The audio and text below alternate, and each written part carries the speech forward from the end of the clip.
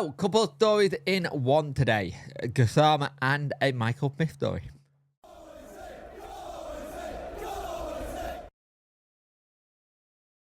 Hello and welcome to this video. If you could like, share and subscribe to the channel, much appreciate it. Liking helps the algorithm, sharing gets in front of people's faces, and subscribing lets me know the like channel. Hit that notification bell to let you know when videos go live. And hopefully today we should have the announcement of Michael Smith coming to, not Michael Smith, he's already here, what am I on about? We should have the announcement of Stuart Armstrong coming to Sheffield Wednesday today. It looks like it's all been agreed. We're just waiting for the announcement video to come out. So, one of the transfer stories of this summer was about Michael Smith and Wrexham. Now, we had the whole thing, they were looking for bringing him in, right? There was an approach made for Michael Smith by Wrexham, and they wanted to get him in their squad. Now, here's the thing. We know that we couldn't let anyone go without bringing someone in. And that's been the hardest bit for us. That's been the hardest bit for us to get done, right? So, we weren't doing that until someone came in. We will let someone out. Michael Smith was the option, and I think a lot of people were very much like, Smith at the minute is quite important to what we are doing and how we're playing at times, especially coming off the bench. And we don't have another player like Michael Smith in the team, so it would be a hard one to replace. I was in two minds. I was like, get the wages and get the cash, and then be able to make a profit on him. But I then also had the whole thing, if you did it halfway through the window, you would have had a lot more time to get someone in, or even at the start. Not done that. So that's the reason why it's not transpired, kind of thing. And they have already gone to Reading for Sam Smith for £2 million. Now, here's the thing is, for them, that's a big, big blow for them. Just because, for Reading, that is, I think it was their only striker they had. And they're embargoed, so they can't bring anyone else in. So that's a big blow for them. But the thing is, Daniel did turn around and say that some senior players' exits were very unlikely as things stand. It's not impossible, but it all depends on how the market goes. Because we all know if a bid comes into someone and it's a too good an offer, you have to have a look at it and you have to go, do we try and go, hey, this is too good of an offer, let's let him go. The thing is, for me, if Smith doesn't get a new contract from Wednesday in the summer and he goes for free, I will be a bit annoyed with that, because I am sick and tired of letting money walk out the door at the end of their deals. But it is what it is. We didn't have anyone to really replace him, so we couldn't do anything. So we have to move on. So now here's something a bit of positive as well.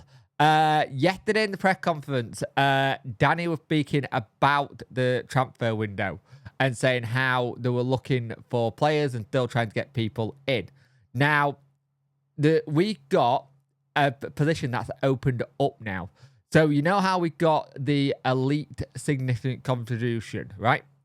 Each championship club can use 4 of them to recruit who wouldn't qualify for a work permit under the governing body endorsement. Now, here's the thing. When they were only left with only 1 slot left, though, because of the amount of games Gassama have played in recent months, that made him go ahead, meaning we can now have 2 slots remaining. So that helps. That does help when you kind of try and get a player in. So if that opens up a slot, that does help with, say, Rio Hatsu, as well as one other foreign player, if we want to, doesn't qualify for a permit. And that'll be interesting for us. Danny had this today. I think every market is interesting for us. You never know. But of course, the advantage of the UK players that they know the league. This is now, especially with signing in January, if you have a player, maybe then Europe or other countries, they do not have a championship for it. That can take a little bit more time, 3 months or so.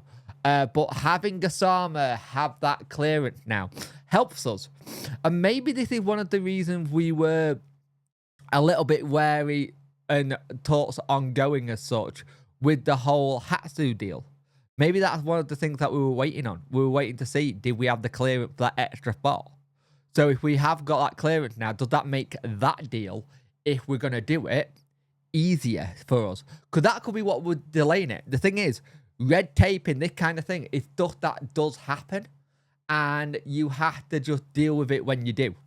And it's good to see that that's opened up and we can use that. But we've got to make sure it's the right player for us, and we've got to make sure we hit it. Got to remember, come Saturday, Hatsu is a free agent. He's out of contract. Kind of thing.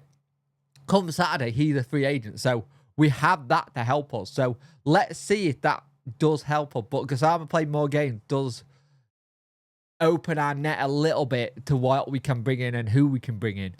And it'll be interesting to see what Danny does over the next couple of days before the window shuts. If that kind of opened the door to someone we were looking at who we couldn't get in before, and we can now. So let's see. I'll be interested to see what happened. Today should be a good day. We got a round up at 7. We got the preview probably going up around about 4-ish. I'm leaving a little bit of window midday just in case the announcement of Armstrong happens then. But this should be a good day. Hopefully we can have it all done. But there is talk from some people that they reckon it can be more than one signing, more fans than actual people in the know or journalists. But some fans are suggesting we could have 2 today. Let's see. I'll be happy just to get the Armstrong one done, and then we see what happens over the weekend. But again, striker, centre-back is the next 2 big positions we need. Probably centre-back more than striker, because we need to shore up that defence, because if we can stop letting in as many goals, that'll be easier. So let's see what happens. It could be a good day, Wednesday fans, so let's have that good day and see how we get on. But at the end of the day, we're just going to wait and see. It's the waiting game now. We have to wait and see who comes in, when they come in, when we make the announcement, and that's always the hard part. That is always the hard part, the waiting. And I'll put this in the comment section to you guys. What would you like to see from now and Monday? Do you think we're going to be busy on Monday or Sunday? Could it be one of the ones where we get all our business done on Sunday? Do you think we'll be busy on deadline day, like we have been in the past, where we got players in last minute? And do you see anyone going out? I personally don't see anyone going out, but do you see anyone going out? Let me know. I'm intrigued. I'm intrigued to see what the fan base is thinking and stuff, because at the end of the day, the fan base at the moment are very split in a lot of the things. So it's really interesting. It makes really good debate. So yeah, let me know. Do you think we'll bring in centre forward or centre back next? Do you think we'll bring anyone in on transfer deadline day? And let's just have a general. How are you doing? Like that's a good one. How are you all doing? I hope you're all doing well. Right. See you in the next one.